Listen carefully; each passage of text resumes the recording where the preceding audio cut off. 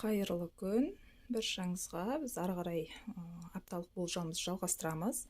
Келесі бізде шаян белгісіндегі жандар үшін апталық болжау 14 қараша мен 20 қараша аралығын қамтиды. Так, жоғарыда қарасаңыз екі карта, бұл аптадағы маңызды жағдайлар әсер беретін маңызды жағдайлар. Келесі төмен жақтағы карта аптада орын алатын жағдайлар, аптаның басы, ортасы және аяғы, және де апталық кеңес. Бірінші жоғарыдағы екі карта бізде аптадағы маңызды әсер беретін жағдайлар, туз мечей және де рыцарь пентаклей. Ойламаған жерден олжалы боласыз, табыс келеді, және де туз мечей қаржыға байланысты бір предложениялар, не болмаса жұмысқа байланысты бір ұсыныстар алуыңыз мүмкін, яғни маңызды ұсыныстар. Және де аз мөлшерде емес, мысалы бір қаржы күтіп жүрсеңіз, ақша күтіп жүрсеңіз, осы аптаның көлемінде сол табыс көзі қолыңызға келеді. Келесі королева мечей, четверка чаш, бұл аптада орын алатын жағдайлар. Аптаның басында королева мечей бір іс жөнінде ойланып, кішкене мазаңыз кетуі мүмкін. Себебі мечей адамның ішкі қорқынышы, уайымы. Четверка чаш бір емес бірнеше ұсыныстар болуы мүмкін.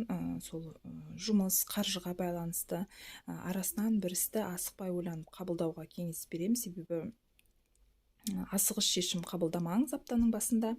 Ал аптаның ортасында девятка жезл және де двойка чаш. Екінші шартыңызды кездестіру, свидания, немесе екінші, мысалы, семейныйлар болса, екінші жартыңызбен бір уақыт өткізу, отношенияның жақсаруы деген сияқты бір өзгерістер болады. Девятка жезл аптаның ортасында өте жұмысыңыз көп болады, бірақ отбасыға да, жақындарға да көбірек көңіл бөлуді ұмытпағаныңыз жөн. Кішкене басыңыз ауырып, денсаулық жағынан аптаның ортасында слабость болуы мүмкін. Сондықтан кішкене иммунитет көтеретіндей жаңағы әрекеттер жасауыңыз қажет. Витаминдер ішіп, не болмаса бірден дәрігерге қаралып, жаңағы давление, бас ауруы, жаңағы бас сақинасы дейміз ғой, әртүрлі бас ауруларының қозатын уақыты. Так, келесі смерть старший аркан және де четверка жезл. Аптаның аяғында бір қонаққа, тойға бару, қыдыру, құрбы жолдастарыңызбен, жақындарыңызбен бір уақыт өткізу, екінші шартыңызбен бір қуанышта, бір жақсылықта кездесу, және де аптаның аяғында аптаның басында бастаған істеріңізден результат болады, аяқталады ісіңіз, және де бір ісіңіз аяқталып толықтай бір жаңа бір бастама, бір жаңа іс бастауыңыз мүмкін аптаның аяғында.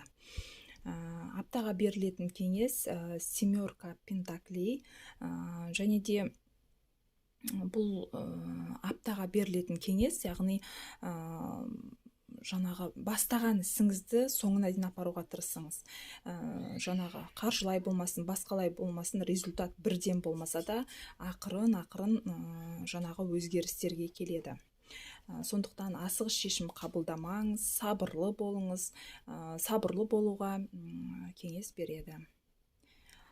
Осымен апталық болжам аяқталды.